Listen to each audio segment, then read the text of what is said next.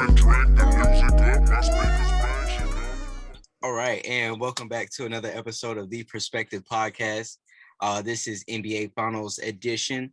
I'm joined by my co-host Tevin. What's good? How you feeling, bro? Feeling good, feeling real good after these finals, bro. It was entertaining.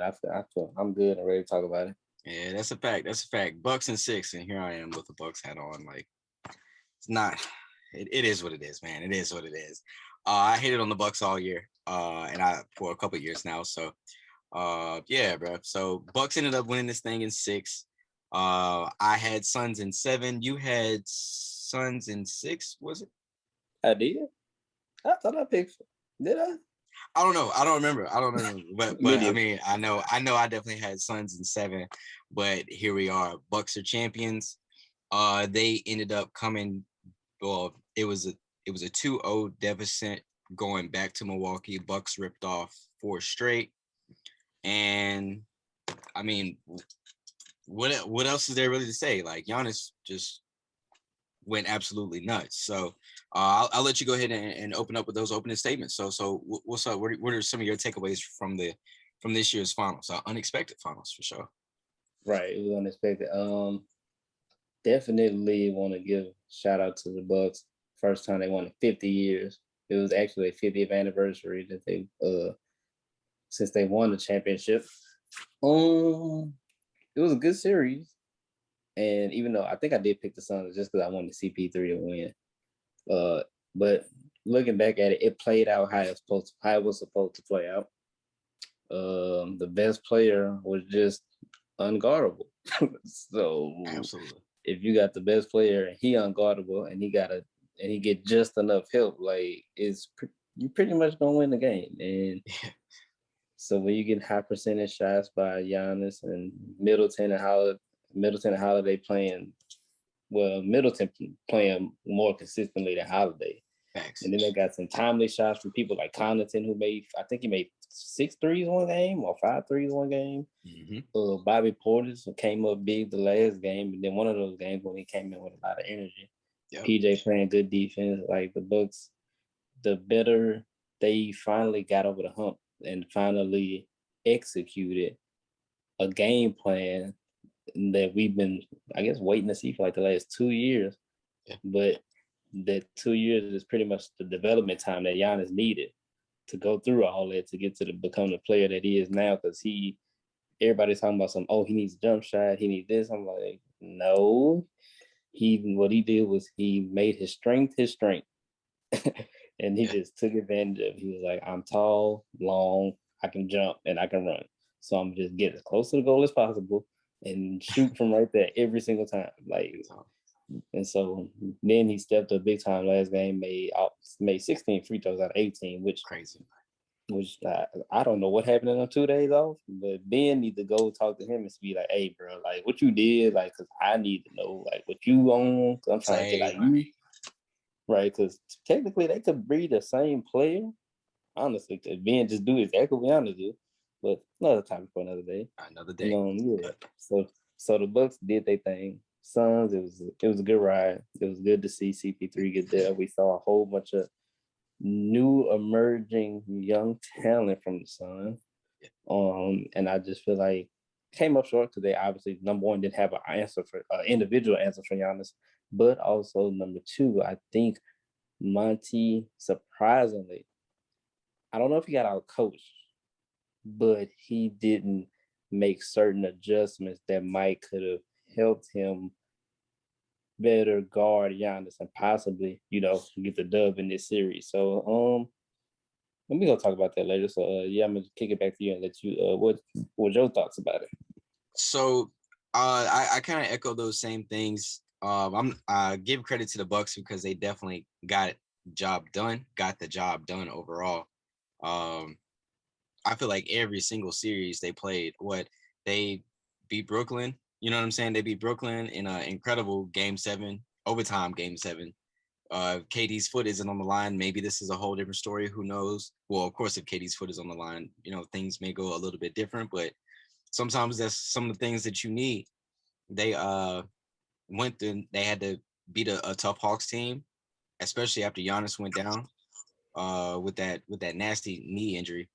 And then just bringing it back to the finals, they did lose those first two games. Giannis didn't look like himself in game one, but of course, as the series went on, it looks like he got healthier on that knee, which that knee injury is just nuts. Like I don't know. That really just like it's even hard to even look at. But right, hard to comprehend how the heck he didn't tear his whole leg off with this. Huh? Right, bro. Like he did bent forward and yeah, it's just nuts. But credit to the Bucks. Credit to Chris Middleton. Uh and to your point about Drew Holiday, it looked like Drew Holiday had money on the Suns. like Bruh, I said the same thing one night. I was like, he gotta be betting against himself. So he played the spread. He betted the spread one night. That 4 for 20 night and then a 4 oh for my 19. god, bro. The 4 for 20 was one of the worst games I ever seen a point guard play. Yes, Honestly. yeah. And so you know what I'm saying? It looked like Drew Holiday definitely had money on him on the Suns. But to his credit as well, he had Devin Booker in like the torture chamber, like up the floor from, and even like he literally guarded like 94 feet. Even Chris Paul 94 feet, like guarded them both. You know what I'm saying? Up the floor. That definitely affected him. The game when Book had 40 points, he had 40 points on 33 shots. You know what I'm saying? And Drew was guarding him the majority of that game. Um, but yeah, credit to Giannis. I know I've said it plenty of times. I'm sick of the full steam to the rim, but it's unguardable. The drive to the rim with the euro or the spin move, I hate it, but it's unguardable. You know what I mean? Um, and I really do feel like the Bucks, they just ended up being the better team. A lot of this in that time frame too, I saw bits of immaturity from Devin Booker as well, which is part of that evolution, part of growing. You know what I mean? Especially some of those dumb fouls that he committed, and then just a lot of bad shot taking. You can go back to Game 5 when he dribbled into the triple team. When he actually had like 2 or 3 opportunities before he even went to the rim and got that deep in the paint to pull up. Um, but yeah, credit to the Bucks. They really just got the job done. I can't believe Coach Bud gets to keep his job by winning the NBA championship, by winning the championship when he was on the chopping block, like he was next to go. So just credit to them and credit to Chris Middleton. I want to give him some flowers too. Some notes from Chris Middleton. Game 1, he had 29. It was a losing effort, but he had 29. Game 4, he had a 40 piece. Game 5, he had a big 29. So yeah, credit to Chris Middleton, and he knocked down a lot of clutch shots for Big the Bucks shots. as well. So yeah, that's pretty much what I got there just for service level there. So uh James Harden comments. Is that is that we want to get to that right now, or we want to wait? Yeah, I mean, yeah, we can. So we talk about since we already discussed like Giannis what he was doing, the few things he did do. Yeah. So go ahead. Oh yeah, so I guess everybody talking about Harden. I mean, said Giannis is pretty much just tall with no skill, and to a certain extent, I agree he's tall, but the skill I would say he isn't. He's not as skilled as people think he is. Like he got a couple good moves, but like as far as his ball handling, not really that good. He don't shoot well at all, pretty much. He don't have a lot of different ways to like attack on offense. But I'm like the few the few things he does do, like you can't guard it. So his skill is pretty much knowing his game, like his skill set. Like he like, all right, I'm not the best shooter, I'm not the best dribbler, but I can get to my spot. Like as long as I get to my spot, I'm straight. So with skill with Giannis, I really don't even, to me, how his size makes some of his skills like you don't need certain skills just because you talk. Because you talk, like we like Shaq wasn't dribbling the ball. Tim Duncan wasn't going between the legs and behind the back and nothing like that. And he the same height pretty much to both of them. So his job is to, like, people want everybody to be like Kevin Durant and LeBron, and I'm like, everybody, like them, those are different. Them outliers. You shouldn't be 6'8", 6'9", dribbling like that, or 7 feet. Like that's an outlier. Yeah. Your tall behind should be right by the goal, laying it up, dunking on people's head. And he was like, you know what? This is an easy shot, and it's 2 points. Like you can still win. And they showed us this year, and the Lakers last year showed us you can win by pretty much going big. Like everybody don't have to shoot threes. Everybody don't have to, do the pick and roll, high pick and roll, come down, shoot threes, and all that. Now you can win inside out. You just got to make shots sometimes. And Giannis' best skill is his number one is effort on both ends. Like, because I know it's cliche to say nobody play harder than this person, that person, but it's hard to find somebody who gives as much effort on both ends as Giannis. So Thanks. that's to me, that's a skill. Your effort is like a skill thing. That's a skill. So I get that to him. But I mean, homie, he right as far as like the dribbling and all that stuff. But look, if you can't stop me from dunking, I don't care what you're talking about. Like I said, Shaq wasn't the most skilled, but you couldn't guard him. So it is what it is. And I mean, I just want my dog Harden to get a ring too, though. I'm kind of sad he ain't got one yet. He one of the last few superstars without one. So Yeah. but they gonna get there next year. But yeah, man, Giannis just took his game to a whole nother level, mentally this series. Yeah, absolutely. And really just throughout the whole playoffs, like the struggles from the free throw line, like the crowd chanting at him. You know what I'm saying? Like the crowd, all the other crowds getting on it. You know what I'm saying? With the counts. And even like you saw early in the playoffs, like late in the season and early in the playoffs, he was shooting a lot of threes to your point. You know what I'm saying? He was shooting a lot of threes, a lot of jump shots, a lot of corner shots, a lot of top of the key jumpers. Like a lot of that was happening, but somebody on the coaching staff pulled him aside, or either he just took a look at his game, he made those adjustments. Yes, he and James's comments was what he does, just being 7 feet tall, just going to the rim, doesn't take much skill, but maybe those moves are unguardable. You know what I'm saying? Right. Like Joel Embiid is an outlier too. You know what I'm saying? To be 7 feet, to handle the rock, to now he doesn't handle the rock like KD, but he's 7 feet. He shoots the three pretty well. He shoots jump shots pretty well. He shoots free throws pretty well. You know what I'm saying? And Embiid has a series of moves. You know what I'm saying? But Giannis is a more athletic person. So if your athleticism get you those dubs and get you success, I don't see why anybody should change. Hence at Russell Westbrook, not a good shooter at all, but he has a lot of his success off of, to your point, effort, and then just his athleticism. And now Russ isn't who he used to be due to those knee surgeries and everything in between, but his athleticism is something that you just can't deny that. You know what I mean? So yeah, and even to some of your other points about Giannis as well. Giannis just had some monster stat lines here, and I'll just kind of go over those. In game 1, when they lost, he played 35 minutes, 20 points, 17 rebounds on a bad knee. Game 2, 42 points, 12 rebounds. Game 3, 41 points, 13 rebounds. Game 1, 2, 3, 4. Game 4, 43 points, 26, 43 minutes, 26 points, 14 rebounds, a 30 piece and 9 boards, and the closeout game, a 50 piece. That 50 piece plus 14. And I think he had like four blocks. 5 blocks, yeah. And it was the full series for him was just like a highlight reel. You know what I mean?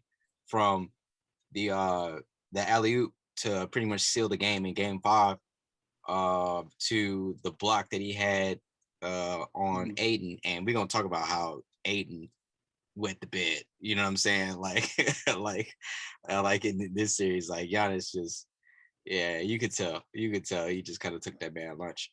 But but yeah, Giannis just it's that coming of age. You know what I'm saying? Kind of like with Trae Young and Devin Booker, and this is Giannis coming of age, and he's accomplished. Like he's accomplished.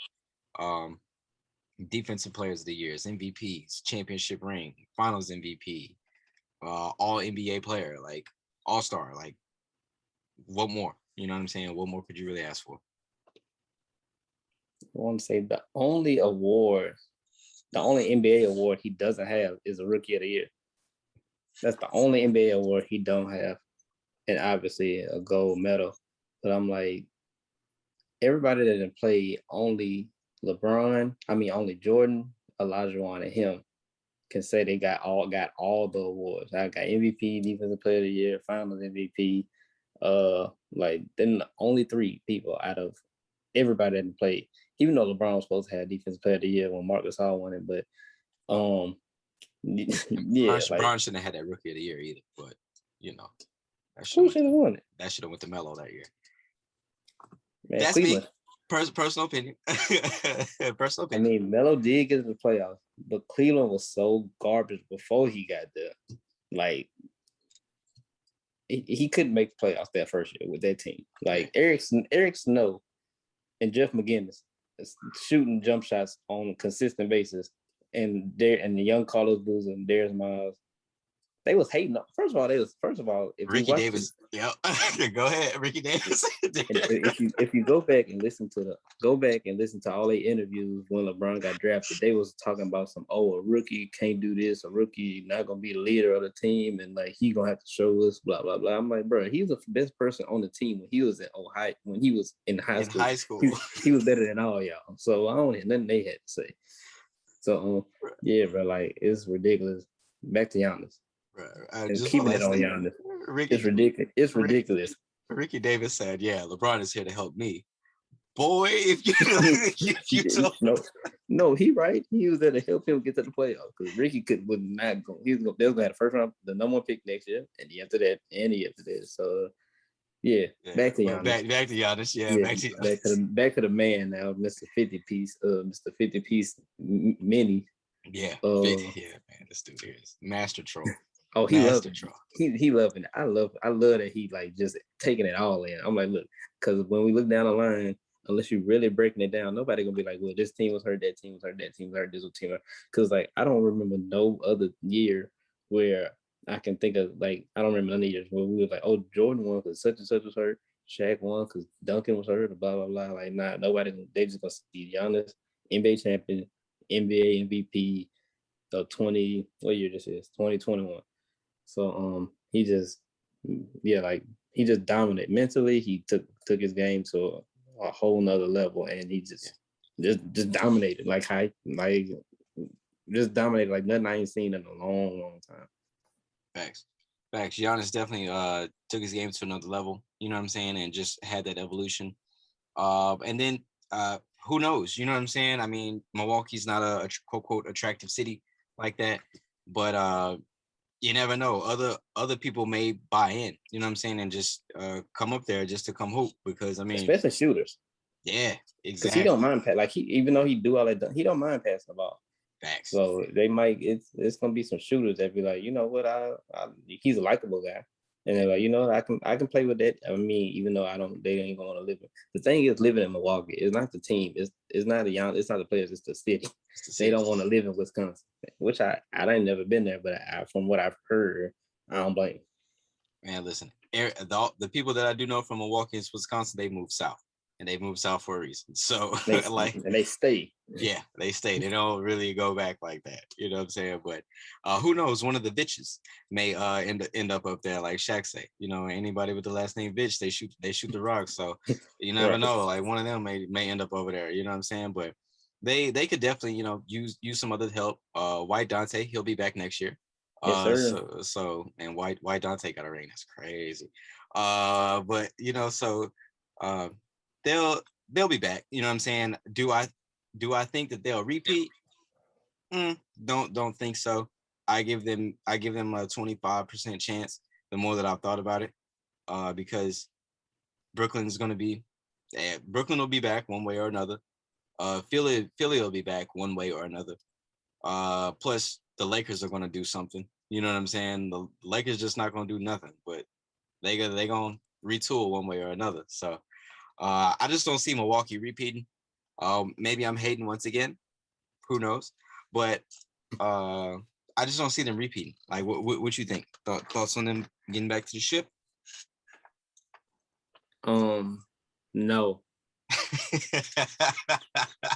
First of all, number one, if Kyrie or James was healthy, either one of them, they was getting destroyed. They was losing because for game one, didn't they get blew out the water by They got blew out the water by the Knicks, and that's when all three of them played. Well, just Kyrie and Durant played because Harden got hurt in the opening minutes. Yeah, so Brooklyn, I feel like Brooklyn is definitely head and shoulders above anybody else in the East because like them three right there can't be guarded, especially when they're healthy.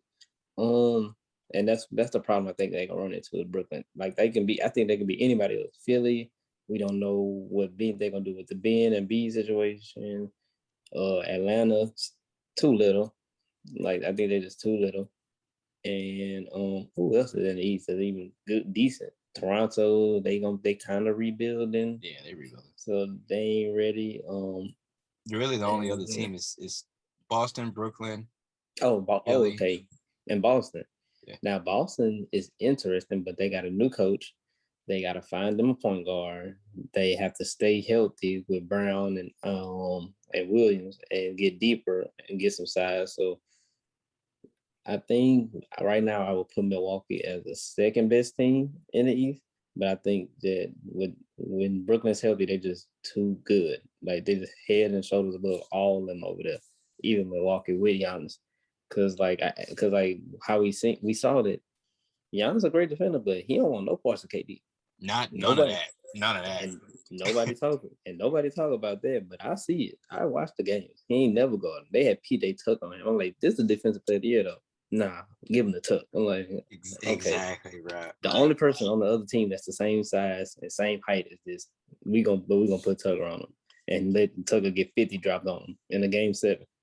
Giannis wasn't even help side defense. Like Nothing. he held the opposite corner down.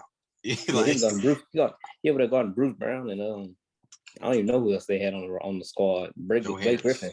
Yeah, he over there guarding Joe Harris. Like, I don't think their repeat chances are that high. But if they do even get back to the finals, I'm not gonna say I'll be surprised. It would just take another effort like that from Giannis, and also like Middleton and Holiday have to stay at a high level. Like Holiday can't be up and down like how he was these playoffs because one game he looked like one of the best two-way players in the league. This game I was like, this boy don't know shot selection for nothing. Right. So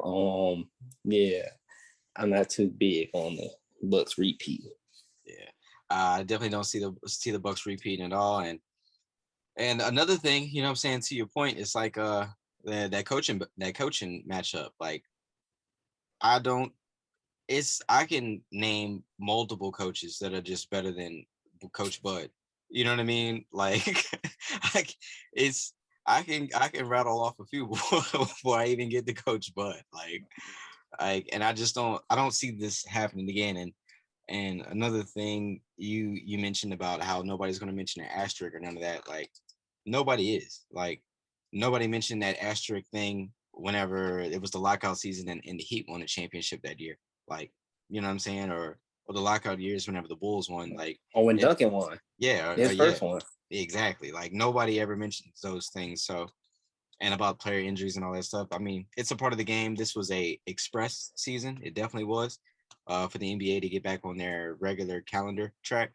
But I don't think they'll repeat. I think if Coach Bud, I'll tell you this much: if Coach Bud has, I don't know, a bad year and another half year, because it's not just, you know, how long do you think a championship buys you time? Like in today's NBA, like how long do you really think a championship buys you time? I guess it depends.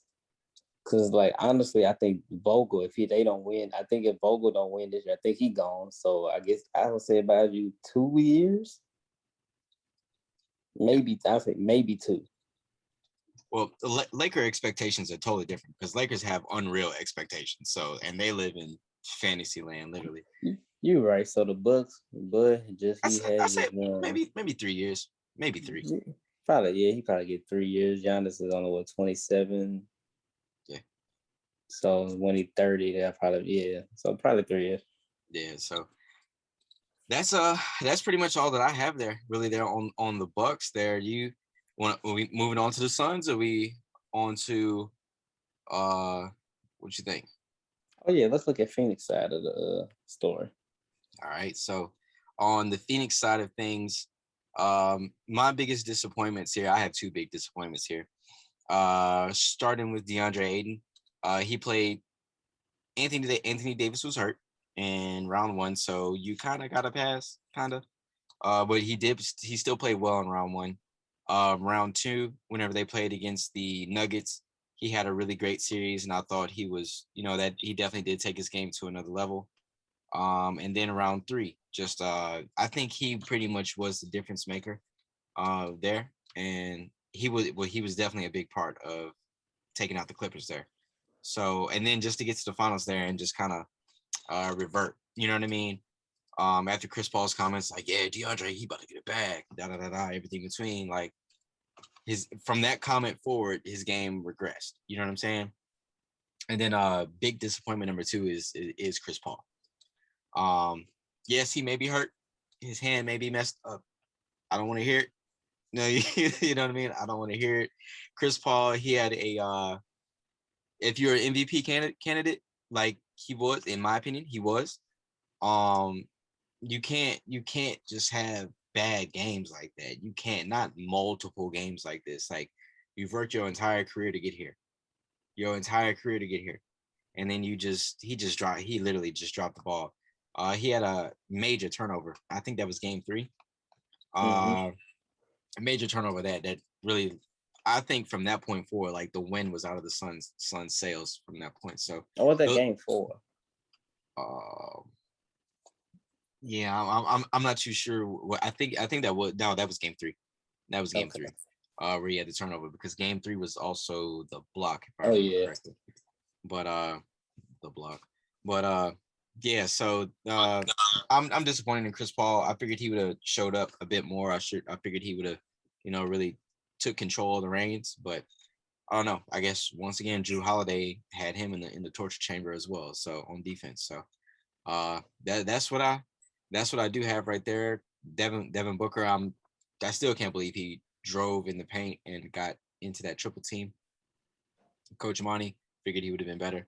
But at the end of the day, and just a quick note, Devin Booker is the first player in finals history to have back-to-back 40-point games and lose both of those games. So that is just wow. That's just another note. So I figured Coach Monty would have out coach Coach Bud. So how I feel about Bud. So that's what I got.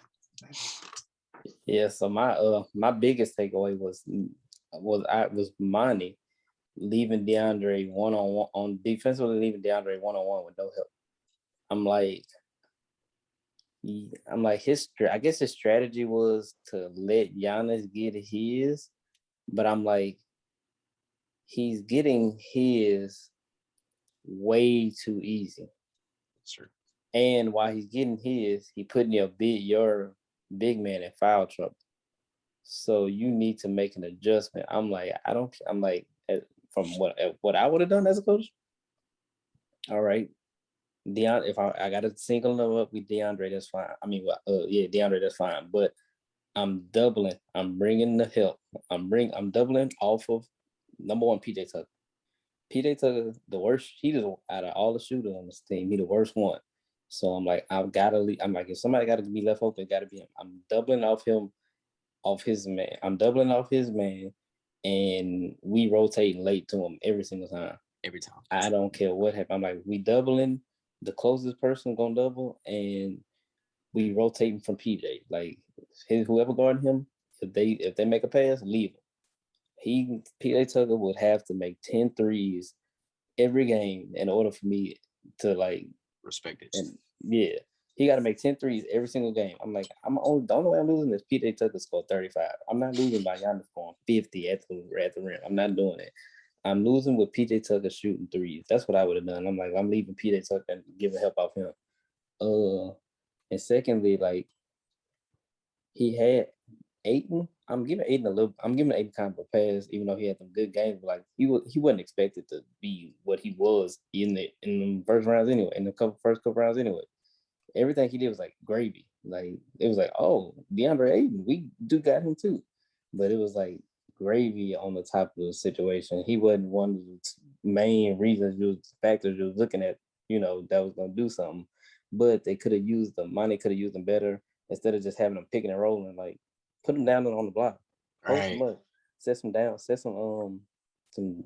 screens or some bad screens or some switches for him or whatever, like to get him shots at the goal. Because I'm like, if Giannis guard him, try to get Giannis in foul trouble. Thank you. The only way you're gonna win is if Giannis not in the game. So we got to do some stuff to get him out of the game and off his rhythm. So as a coach, that's what I would have did. The offensively, and yeah, I think sometimes he tried. No, because he let Bud off the hook for some terrible decisions Bud made. One time when Monty went small with Crowder and Craig, for some odd reason, Bud subbed out his size and put small people in. He put like Forbes or Teague in and Connaughton. I'm like, dude, like you was just dominating with all your big people in the game. He took his big man out of the game. Why are you taking your bigs out when the people are getting smaller? And Monty let him off the hook a couple of times with that. And I think Payne should have probably paid more. Absolutely. Because Chris Paul, he's controlling it, but Holiday was in them.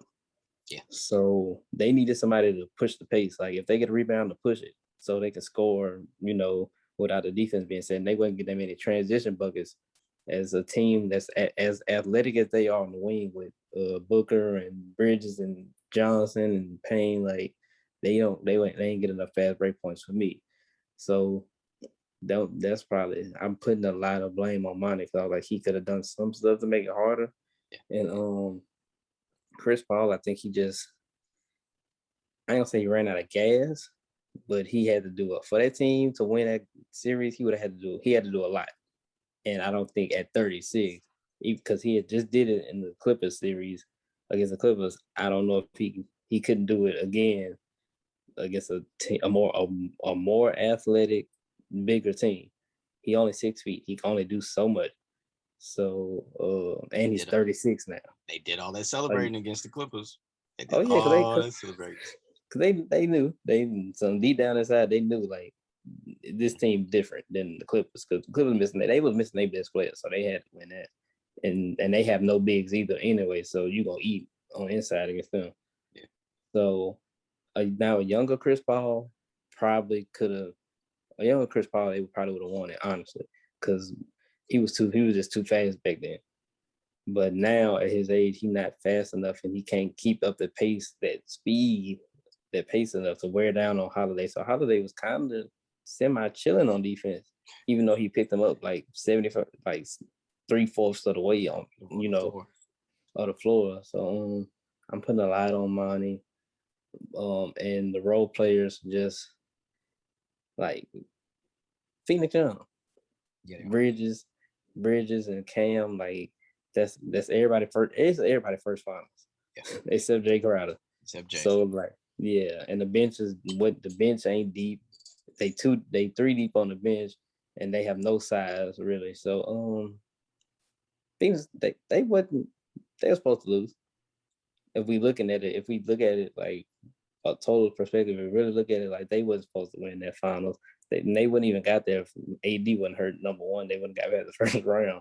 Yeah. So but they did. They got there. They tried. They didn't do certain stuff that could have gave them a better chance to win. And I guess now we probably talk about like what this means for them for the future. Like what do they do now? Like what do they do with Chris Paul? Who do they pay? Do they need to get somebody like in order for them to be back next year? So, in reference to their future, question number one: do you think Campaign is a starting point guard in this league? No, sir. Agreed. All right. So, do you think that he's their six man, their guaranteed six man for next year, regardless if he's back like with that team or not? You talking about like will anybody come off the bench before him? Yeah. It's tough because it all depends on what they do with Cam Johnson. Yep. Because like, I think he is the key. Like I think he is their real six man. And then we talked about a trade scenario earlier, but I'll let you speak on your trade scenario. Okay. But I think they do move on from Chris Paul because the things that I've read, like Chris wants to get like paid like again, and I'm never going to be mad at nobody for trying to get their bread, like never. But with a young core and you going to dump X amount of dollars, I don't know. I think the report was like 40 mil or more that he's looking for. He wants. I think he won't 4 years, 120. Like he won like 4 years, 120, or he will take I think 3 years, 100. I can't do that. Whenever I know I got to pay Aiden, whenever I know I'm trying to add two other pieces around Aiden and Book, like I can't do that. Not me. Right. But not at 30, not at 36, Chris Paul, and boy 37. He about to be 37 soon. Right. So I can't do that. You know what I mean? So, I don't know, bro. I mean, now as far as the Suns core going forward, do you take that group of Book, Ayton, the guys that really played well, Cam Johnson, Campaign, and Bridges, of course. They have something really good there. Like they really do have something good there, and I think that they are a team to compete in the West for the next 4 years at least. You know what I'm saying? Regardless of how things go, the Suns are going to be good for the next 4 years. So, I think if they were to be able to just find another guard that can like really like push tempo, like if they can find somebody that can match Campaign's type of energy off the bench, because to your point, when Campaign comes into the game, like their whole energy just changes. Like they up the floor. You know what I'm saying? They up and down. And also, he had a huge role in beating Denver and a huge role in taking out. He had an impact whenever he played against the Lakers. Like, yeah, he had a really good impact against both of those teams. To the Clippers, not so much, but against those first 2 round matchups, he definitely did his thing. So I think if they were to be able to find another point guard that can match his type of energy, but at a starter level, they'll be in a really, really good spot. They'll be in a really good spot. So their future is bright. So like as an owner or manager, I'm not giving Chris Paul no long-term deal. He getting 2 years max for me. And if he don't, then I'm moving on. If I was them, my first thing would be if they don't re-sign Chris Paul, I'm going after Lonzo because I think he would fit perfectly. They like to push the tempo. That's what he want to do, push the tempo. He passed first. He got Booker on the wings, Bridges, Johnson, Aiden. He'll get all of them involved. Then he making threes now and free throws. So, and he play defense, on-ball defense. And you need somebody that's going to guard ball handlers now in the league. So that would be my first call. And then honestly, the second one, I don't know how, if it will work, but I would, if I was them, I would try out Porzingis. I would try Porzingis 8 lineup. I don't know. I would want to start them together. But if I feel like if they can't, then gotta bring him out the bench. But I don't know if he'll want to come out the bench because he done had a couple, real good years in the league. Yeah. So and he's still kind of young. But I would honestly try it because if the Suns want to get back, they need to have some size because you got to go against the Lakers. I think the Clippers might they're gonna be better, so they might get bigger. The Jazz are big up front, so you just need size now to help Aiden with the rebound. And plus, if you get to the finals, that's somebody.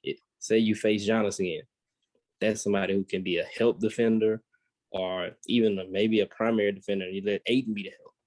and there's just a bigger, taller body. I know he's not physical or nothing, but with that length and that size, like that's still hard to shoot over. And he also on the offense, he makes it so much easier because he stretches the floor, which will leave Aiden down low 1-on-1 and also give Booker and anybody else in the driving lane. So that's something I would look into if I'm Phoenix. And then that's a team you can have for another couple of years. Yep. And like you can get you can get Porzingis low right now because his value is real low. And Lonzo, depending on what kind of pitch you can make to him, he might not be looking to get that super bag just yet. Because he worth some money right now. Absolutely. But you pitch it to him right, he might not try to knock you over the head for his servicing. So, and then you could keep Cam off the bench. You can keep Cam Payne off the bench. Cam Johnson, it's depend. Like you might, I guess, bring him off the bench, or you can even start him in place of Crowder because I think they're gonna let Crowder go sooner or later. Because Cam Johnson just a better player. He need PT. Then you got Torrey Craig who could do some of the same stuff he do. So I think Phoenix, they in a good situation. But if they do want to keep Paul though, they still gonna have to make. They got to get bigger. They got to get a real forward man that can help Aiden down there, or even get him a better backup. Because Kaminsky, he's an NBA player, but if I'm trying to win a championship, I need a better talented big behind Aiden. Because Aiden, he's also foul prone. Right. So I need something better. I need something better than Sarge and Kaminsky off the bench. Right. Like for an 8-9 person. You know what I'm saying? Like, because I mean, your bench players is Payne, Johnson, either order, whatever you want to go. Then you got Craig, obviously. Then your ninth person has got to be better than Sarge or Kaminsky. You know what I mean? So, and that pick game would be sick. Like they pick and roll, pick and pop, however you want to do it. The roller with Aiden, the pop with Porzingis, because obviously he just don't like being in paint like that. That would be sick. Like, you know. So I like that. I like that idea a lot. That's what I would try. That's what I would honestly try to do if Paul ain't willing to take 2 years. Because I don't think I can do 3. Because I can't be paying a 40-year-old $30 million that's only 6 feet tall and not as fast as he used to be and can't jump and ain't got the athleticism. Like he not LeBron, he not KD, he not Giannis. Like somebody like that, you could take a chance on that 40 because they still tall, they still big. But a little 6-foot guard, like I seen Steve Nash get paid when he was 40. And it was him and Jason Kidd. And it was 2 of the worst things I ever seen in my life. Right. It's a 40-year-old point guard. How would you feel if he's still short, but how would you feel if Kemba ended up there? Nope. Because I don't see him with the Thunder. Like I don't see him. He not go. He's somebody. He gonna get traded somewhere else. He might end up somewhere like San Antonio or something. I don't know where Kemba gonna go because I don't know what his game. He's not. I don't know. Because he's not as good as Chris Paul. He don't shoot it consistently enough. He don't play don't play defense. Ain't really athletic. Not a great passer. So I don't even know what his game. I think he might, as a point guard, I feel like he's just gonna get phased out. He's kind of like in that Jeff Teague mode now. Like he's not as bad as Jeff Teague, but like how Jeff Teague, his style of play he was good for a little while, then it kind of just slowly. He was like, dang, Teague not a starter no more. And then now he looks, sometimes he looks terrible when he even went in the game. Yeah. So I think Kemba, that scoring small point guard that can't really shoot it from 3 that good. You shoot it okay, but I think his type of game is getting kind of phased out with all the deep shooters we got, with all the good 3-point shooters and the youth that's at point guard now, and the size. Yeah, especially with the youth, the youth there in the league. I think that does it there. Kemba's just gotten pushed out the league, so it's gonna be interesting to see, just to see where things go, because I mean, if anything, if it were me, I gave Chris a 1-year deal. You said 2. I would give him a 1-year deal. I'd run it back one more time just to see. Other than that, I can't do it. You know what I mean? That's where the bus would stop for me, but. It's gonna be interesting to see what the Suns do to keep this keep this momentum going. But they're definitely in position to be a good team for the next 4 years with the core that they have. So right. It's just gonna be paying all. It's gonna once they payday come up, it's gonna be hard. Not when Cam Johnson and Bridges, because somebody gonna offer them more money. Like, do you want to leave or do you want to be like, you know what? We done tried it here. Let me take my skill set somewhere else, and maybe I can blossom into a better player, or I can go to maybe even a better team, a team with a better chance of winning.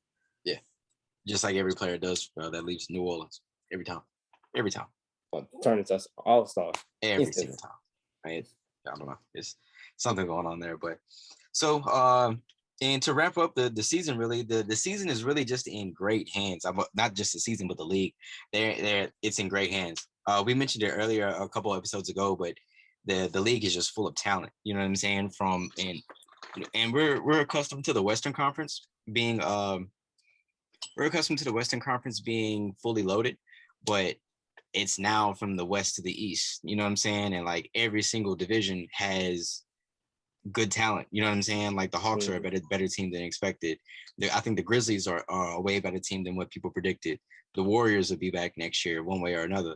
I read a report today that the Warriors, they're actually looking into trying to get Bradley Beal. They're trying to do something with that number 7 pick. So I sent you a screenshot today of with the Blazers and the McCollum situation. But as far as like the young talent, like it's still fully loaded. Booker, Tatum, Giannis is young, Zion's young, Luka's young, Lonzo is growing into his own. Zach LaVine, he's still in that. He's not old, but he's not young. You know what I'm saying? So he's kind of like, I guess you could say, an OG at this point, a veteran player. At this point for sure. Embiid, he's still young. The just the feel around the New York Knicks, what they got going on. Brooklyn is exciting. So Zion, yeah, and hopefully New Orleans gets that right with him. Please, you know what I'm saying? He's leaving. Yeah, He leaving. Once your people mad and you ain't saying nothing about it, you leaving. Yeah, you told him to say that one day. Yeah, like your people are mad that you playing in the NBA. Okay, right. You mad? Yeah. So I think it was more Van Gundy though than just. Oh yeah. I think it's more Van Gundy, but now that he's out the way, maybe hopefully this next coach they get it right and they have him right. And salute to the Pelicans, hired a black coach. You know what I'm saying? They got Willie Green off of the Suns bench. Is he officially hired or they was just like in talks? Yeah, he's in there. Yeah, he's officially in there. So once again, another black coach. They doing NBA's getting it right. That's what I think. That's 4 out of the. I think there's like 4 out of the 5 that was opening. Like Carlisle, the only white coach that got a job. Yeah, the Celtics got a black coach. New Orleans, Atlanta. Oh, the Wizards. They just got Unseld Jr. Wizards got. Was it the Wizards or the Magic? The Wizards. So that's the thing. So all the coaching vacancies except one was filled out black man. Yep. It looks like the league is moving in the right direction. Hopefully we taking over. Then hopefully the next step is us getting into those GM roles. You know what I'm saying? Salute to James Jones. You know what I'm saying? The job that he did this year. So, just to kind of on the back end here of the show, we got the Olympic team here, and my goodness, it looked terrible. It looked really bad from the go. They lost to Nigeria, and they lost to Australia. I watched the Nigeria game. It was pitiful. Just seeing like the effort, like the lack of out there. Nigeria hooped hard. I think they had like 22 or like 23 threes made in that game,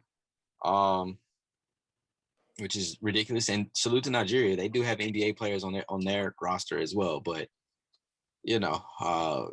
fortunately for us, it was for Team USA. It was these are exhibition games that they lost, but the competition kicks up real soon. The first game is the first official game is coming up. It's actually Saturday, the 30. Oh no, I'm sorry, Sunday, the 25th, coming up. This upcoming Sunday.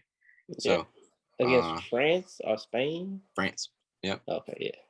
France, and then the second game would be Wednesday, the 28th. They play against Iran, and then the 31st they have the Czech Republic. So That's what they got. But the roster it's like this.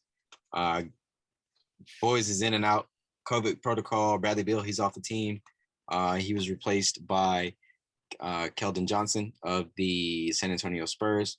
And your man's that's your man's JaVale McGee is now on the team.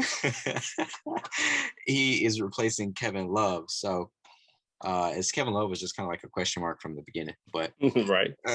So what do you and of course Devin Booker, Chris Middleton, and Drew Holiday, they are joining the team. I think today or either Friday over there in Tokyo. So what are some of your thoughts there on this reshaped Team USA men's team?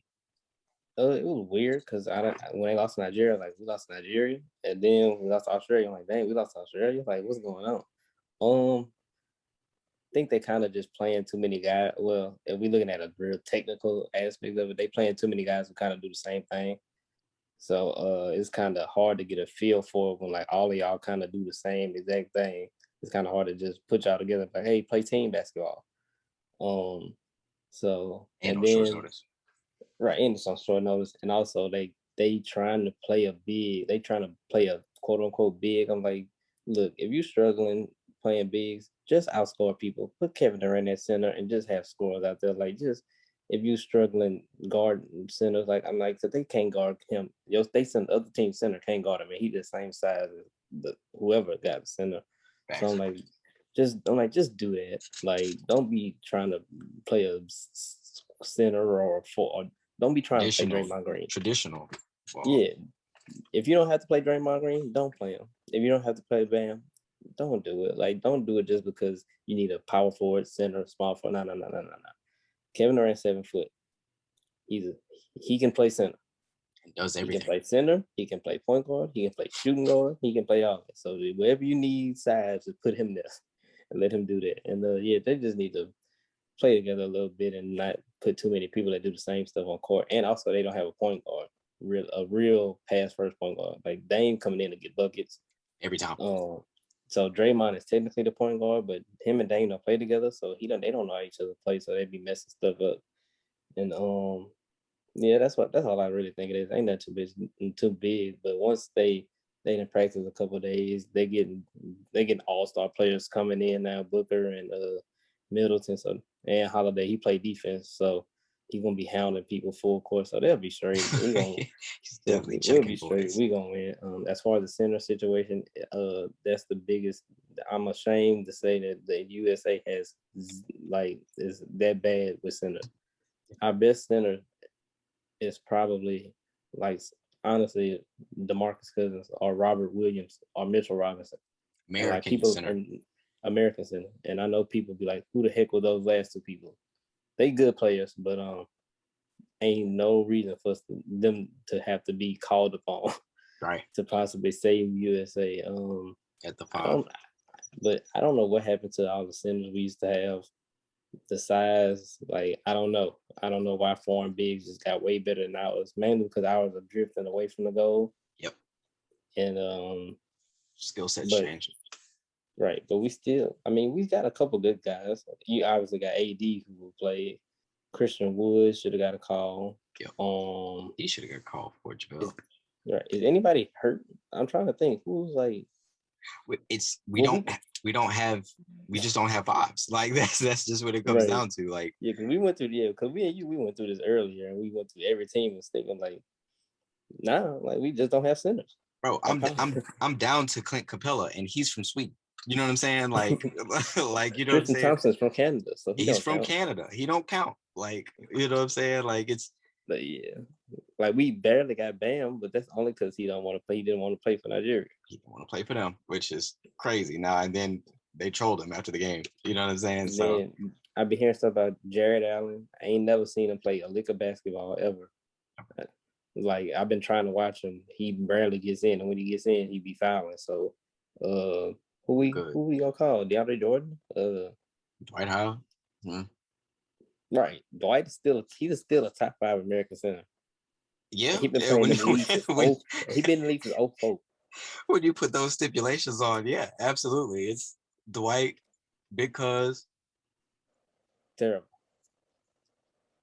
I can't think of anybody else that's active. You know what I'm saying? Like an active American center that is an NBA player. You know what I mean? So yeah, it's unfortunate that that bigs are being eliminated in the American game, but bigs overseas are dominating. Like from Joker to Embiid to hell, Steven Adams. He plays mad defense and he's like killing the glass every time.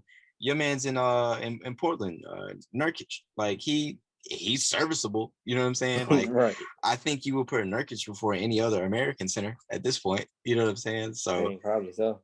And Gobert, even though all he does is play defense. Sabonis. Embiid's not from America. He's from Africa. Like, you know what I mean? Like it's right. tough. You know, that's so I don't know. Big Boo. Y'all got Big Boo. You sleep on y'all, man. Listen, man, I rock with Big Boo, but we gotta see a little bit more. You know what I'm saying? We gave up a lot. He averaged 20 and 10. All-star, absolutely. You know, we gave up a lot to get him. Still missed the playoffs. So I don't know. Hey man, when y'all get rid of Denzel Valentine, that's y'all be good. Oh my God, please don't remind me. I can't believe we signed him into an extension whenever y'all did. When we did, like I was ready for him to go in 17. Like, pack it up, please. Like he should have went out the door with Gar Pax, like both of them. But once again, I'm a coach and a GM from the couch and the comforts of my home. And I just tweet very angry at the Bulls from time to time. So, so you see what we did with Norman Powell. Qualifying off. What? You better exercise that option. You straight. You go look around. You can be unrestricted free agent. We don't. Go ahead, Playboy. You got that. Go ahead. Right, you got that. You got that. Well, we're gonna be right here. Right. And even the Hawks, they did that with John Collins today too. You saw that? They let him look. He an unrestricted free agent. Yes. Let me send the tweets out. Yeah. So we need that. Yeah, that's a fact. Shit, he would be a good fit in Phoenix. He would be a great fit in Phoenix, but he gonna want that bread. You know what I'm saying? You know what? He would fit even better in Portland, where he was supposed to be in the first place. Yeah. So to be determined, though, right? The NBA season, it never does stop. It never stops. You know what I'm saying? Like we got Olympic basketball that we're getting into. Coming up, we got the draft is actually next week as well. The draft is next Thursday on the 29th. Thursday. So and the Rockets, they're trying to do their thing and try and get the number one pick to get. I believe they're trying to get Cade Cunningham, but I don't know. I'm not too Cade said the only team he going to visit is Detroit. So it's over with for the Rockets to get that number one pick. Ain't nothing they can do. Yeah. So yeah, Cade definitely did say he's only visiting whatever team gets the number one pick. So I don't know. I'm not really sold on Cade. I guess it's a motor thing, but I guess that's something we can discuss after post draft. So yeah. Basketball never stops. And then right after that, I believe free agency starts Tuesday, August 3rd. I believe that's whenever negotiation starts. And I believe guys can start signing on the 5th, which is that Thursday. So basketball never does stop. And then, of course, the trade carousel is going to keep turning to be determined what happens with Dame or CJ or Ben Simmons and Bradley Beal or Russ. Because I see some things about Russ getting traded to the Lakers. Mike Conley, Kyle Lowry. Yeah. I saw something that said it was Lakers news, but they said Dennis Schroeder and Kyle Kuzma, they had some issues with each other this season. So which is that's random. But and then even down in Dallas, Luka and Porzingis, they don't get along. Well, that's because Porzingis is jealous of Luka. If we are being 100% honest. Yeah, and that's a fact. And to be honest, who knows? Maybe something is going down in New Orleans there between BI and Zoe or BI and Zion. Who knows? But both of them boys get 30 a game, and it's somebody should try and make that work. But it's a mess down there. Yes, but until next time, I want to thank everybody for tuning into this episode of the Perspective Podcast. This is the NBA Finals and season wrap up, the 2020-2021 season wrap up. The NBA champions, Milwaukee Bucks. Salute to the Bucks franchise, the city of Milwaukee, the state of Wisconsin, for getting the job done. And so until next time, y'all, make sure y'all share the episodes with friends, family, whoever wherever, whenever, Apple, Spotify, YouTube. You can find this podcast wherever you stream. And so until next time, y'all, thank y'all for tuning in. Until next time, peace.